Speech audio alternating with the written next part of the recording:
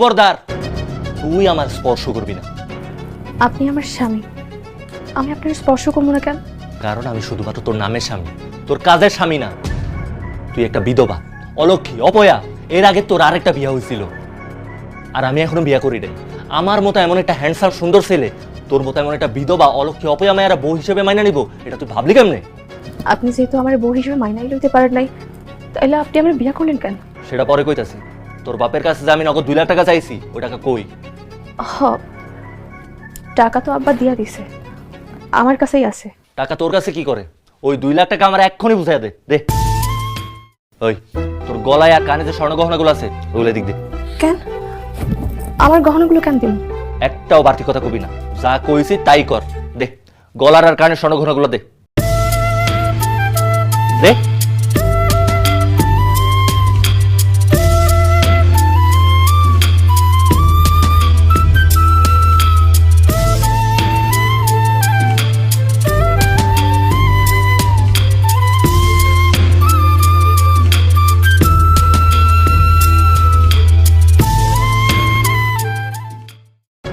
এই যে 2 লাখ টাকা আর এই গহনা, আর আমার মা জোর করছে বইলা তোর মতো একটা বিধবার আমি বিয়া করছি, বুঝছস?